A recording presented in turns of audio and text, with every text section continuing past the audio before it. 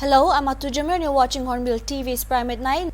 The Yimkhiung Tribal Council or YTC has written to the Chief Minister of Nagaland demanding that the Shamator Additional Deputy Commissioner headquarters be upgraded to a district headquarter. The council issued a copy of a representation addressed to the Chief Minister. The YTC reminded the Chief Minister to declare Shamator district without any condition on or before December 31st as per commitment made by the state government. The statement also mentioned an agreement in principle for give and take commitment in the presence of the Chief Minister's cabinet colleagues and senior party leaders.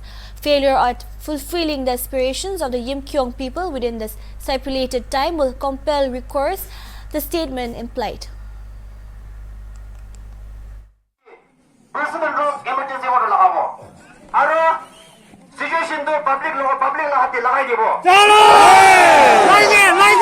Na Yimkhiung manu to naga manu hoy. Yimkhiung to Nagaland de threat hoy na ke. আমি খান মুড়ি লেবে খাড়া করব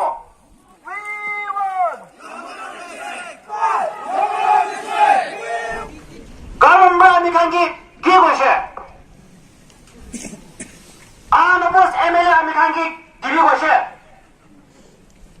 আর এতো বুতলি সমুদ্র district Levy আমি খান কি commitment করছে দালা ক্যাবিনেট লাগা প্রশস্তি দালা কা সিনিয়র পার্টি লিডার প্রশস্তি আমি না চার্জ করার কামে আছে leadership man আছে ইলে দন্দি কথা না কোনে ডিস্ট্রিক্ট লেভেলে মন হয়ে গেল আর বস এমএলএ দিবে আমি কান কি করছে তো To get more details on this, we'll speak to our colleague Elf joining us from the newsroom. So thank you so much, Elf, for joining us again. Hello to Okay, so getting into the discussion, we'd want to know since when Shamator has been, asking or demanding for a district. Could you please throw some light on the history? Yeah, thank you. Over the past about 10 years, we have been hearing a lot about communities and groups in some of the districts in Nagaland seeking creation of districts for their areas. And one of them is Shamator. And today they had a rally in which they demanded that they be given a district status as assured by the state government. Now I've read over a bit, and even during the past 15 years or so in the media, I've not really come across any historical record or any kind of reference in regard to when the demand for a Shamator district started. But I think it's believed that it started around 2007. And interestingly, it was during that time there was a community clash in Twinsang at the time, and there are people saying that it actually started from somewhere during that time, but I'm not really sure. A report in the Telegraph in 2011 also mentioned the people of Shamator district demanding a district of their own. So right now we have no clear records, but it is understood somewhere it started in around the 2007 and 2008 years during that period. And also, as mentioned in a report, the YTC, while demanding, did state about a commitment made by the state government. So, could you please tell us more about this commitment made by the state government? Yeah, Atu, it's a very interesting angle to the whole situation that we have right now. If we can recall our discussions earlier, out of three districts, there was one that we were all taken by surprise, Chumugidima. So in regard to Shamator, they have been demanding for many years now, but since they were not given the status of a district, they're taking out rallies, and I think they're going to intensify it. Now, the Yimkhiung Tribal Council, they issued a statement today, and they spoke about a commitment given by the state government. And in the statement, there is a hint that some kind of an agreement took place between the state government and the community leaders of Yimkhiung. Now, the statement does not say exactly when the agreement was taken between the two sides, and they don't really specify anything, but there is a hint here. I will just read it out from the statement here. I'm paraphrasing a little bit here and there. So yeah, it stays like this. The people of Yimkhiung gave you what you asked for in lieu of Shamator district. So this is addressed to the Chief Minister of Nagaland. The people gave you what you asked for And then the council asks again, did we not agree in principle a give and take commitment in the presence of your cabinet colleagues and senior party leaders? So the council here is saying, we gave you what you asked for, but you're not giving us what you promised to give us. Now, we don't know what the chief minister or the government promised the people of Shamator. We don't know. Votes, schemes, development, we don't know. It's not specified here, but there certainly was some kind of an exchange of value here, an exchange of commitment that if one person did something for the other, the second person would give this or that. So based on this, the community is urging that the state government actually consent to their demand.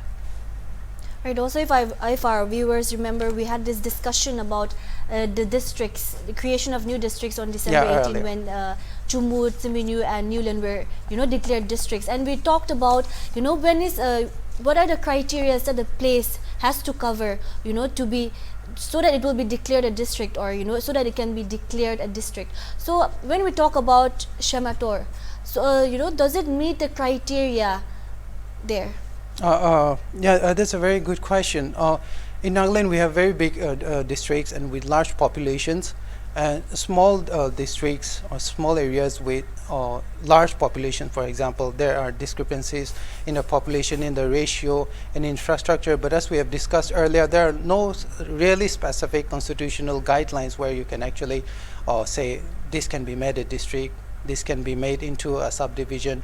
It all depends on the health or financial health of the state government, for example. And then there is the condition of infrastructure in that area, and population, of course, and financial consideration, of course. But like I said, there are no clear-cut constitutional guidelines where you have to follow it strictly. The smallest the smallest district in India is Mahe, which is about barely 9 kilometers long. So there are no specifics to creation of a district. It only needs an executive order, of course, consultation in the assembly too. But mostly what states do is that you have to go through the executive, that is the chief minister, the government, the home department, for instance, and you only have to pass an executive order. If you feel that there is infrastructure required to start a district there, or if you feel the population is too less or too big again. So there are a lot of variables here which you have to take into account, but basically it's an executive order or a state assembly legislation to create a new district. Right. Also talking about declaration of places as districts. So when Chumut, Newland, and after Chumut, Siminyu and Newland were declared districts, we also know that there are other places that are demanding districts, like Bandari for the longest time, and also Mangkolamba and Tuli, and so many other places as such. And now as we see that Shamator is also putting the pressure on the government to declare the district again. So do you think the declaration of the 3 districts in the past few days, this would create again a pressure on the government from the other places as well to in demanding a district? Definitely ought to. The pressure will be great on the government now that we are still yet to recover from the shock of some names that crop up recently when they added 3 more districts to the state of Nagaland. We have 15 more, and if you really look back, you will see that the number of areas and people in Nagaland who want a district, they are not few, there are many, just like you mentioned just now, from Aboy in Mon to Mangilomba in Moshong and Pandari in Wokha, for example. These are areas that have been demanding the status of district for a long time now. Now that the state government has already declared 3 new districts, of course, the pressure will be very high, and the pressure is not just related to how the community will react to you if you don't give them the status of a district. There are also political implications here. For example, the government will be pressured right now because the state assembly elections are just right around the corner, and you don't want to make your voters unhappy. That's not something you want to do right now, especially. But then again, the government will also be pressured because just because you have the elections nearby and you're pressured to garner on your, you are pressured to build on your vote base, it doesn't mean you have to accede to them. We are a small state. We already have 15 districts, and I'm not very sure that the government would lightly, take this into consideration to give just about everyone the demands that they have. And there are also administrative challenges, financial challenges. It will take a toll on the state's exchequer also. You need a big bank account for this actually. It will mean a bigger budget, bigger stat plan outlay, and God forbid, bigger deficit later. So the challenges are huge, not only financial, administrative, or political. So the pressure definitely, yes, Atu, it will be very great on the state government right now. We could say that everything comes with the pros and cons, so there's Yeah, always yeah. pros and cons to that. Okay, thank you so much, El, for joining us today. Thank you, Atu. Thank you.